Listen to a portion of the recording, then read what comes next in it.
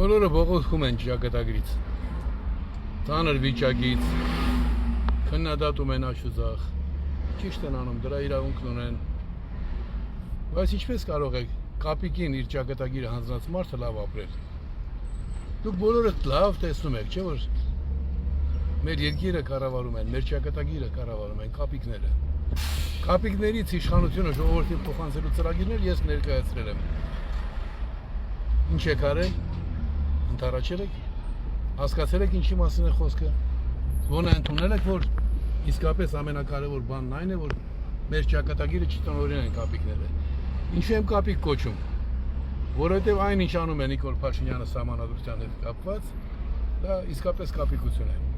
Հիմա էլ նոր սահմանադրության մասին խոսեց, չէ՞, իբր բարեփոխումները, ինչպես ասում են, օրով մորով էր արել, հիմա էլ հասավ նոր սահմանադրությանը։ Կարծում եք ինքը չգիտի,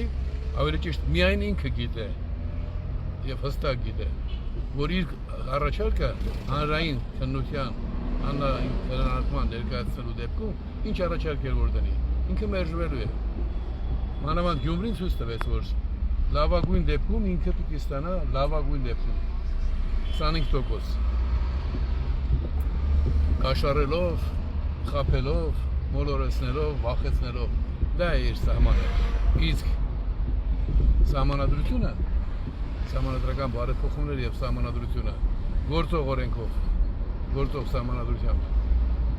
պիտի ընդունվեն 51%-ով առնվազն։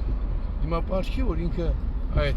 սահմանադրական բարեփոխումների, նախ սահմանադրական բարեփոխումների, հիմա էլ նոր սահմանադրության ճակերտավոր գործողությունները հատուկ նպատակով է կատարում։ Մենք իհարկե տրամաբանական չէ, տեղին չէ, որ մենք քննարկենք, թե կապիկը ինչն ինչու արեց։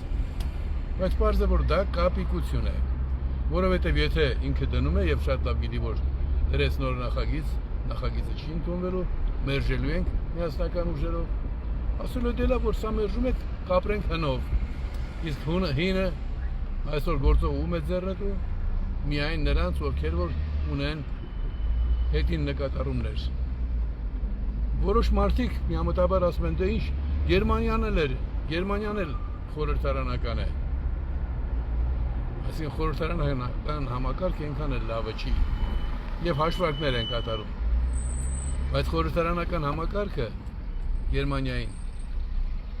պարտադրվել էր ոչ ցեղասպանություն իրականացրած պետությունների կողմից։ Եվ երկրորդ, որևէ խնդիր հաշվելիս մի բան պիտի ճշտենք, որտեղ են մարդու իրավունքները առավել արդյունավետությամբ, մարդու առավելագույն մասնակցությամբ իրականացված համակարգերը, որ համակարգերում են դրան։ Հիմա գալով մեր այս կապիկությանը միայն մի բան շեշտեմ։ Այն մարդը, որը տեսնում է իր դիմացինի կապիկությունը եւ թույլ է տալիս, որ այդ կապիկը իր ճակատագիրը տնօրինի, լավ չի ապրելու։ Ու վերջապես հասկացեք, ես եմ ձեր անկախության պայքարի առաջնորդը։ Նախանձեք, պայթեք խանդից, ես եմ եղել։ Ձեզ անկախության հասարած մարդն ասում է, այ տկարամիտներ, համախմբվենք շատ արագ, սահմանադրական բարեփոխումները վերցնենք մեր ձեռքը, ժողովրդին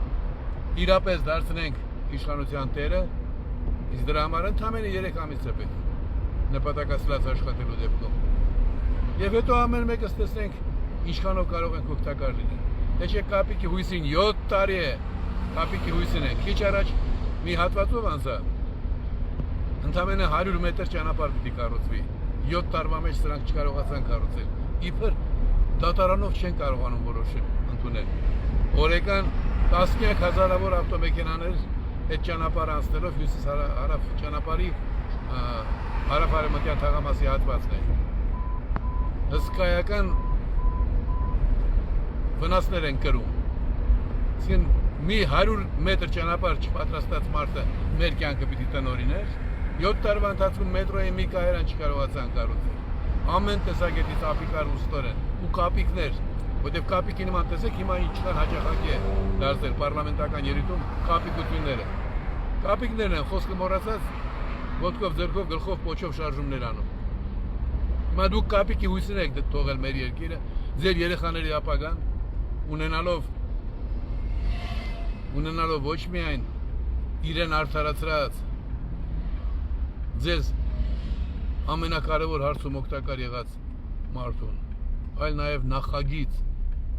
կարգին սահմանադրություն, քաղաքացիների ճակատագիրը քաղաքացիներից անմիջական կախվածության մեջ դնող նախագիծ։ Եվ ինչպես եք ձեզ պահում։ Այնպես որ առողջ բանականություն եմ աղթում, ինձնից կախվածն արել եմ ու կանեմ, բայց ձեզ վերաբերող հարցերը առանց ձեր մասնակցության չեմ կարող իրականություն դարձնել։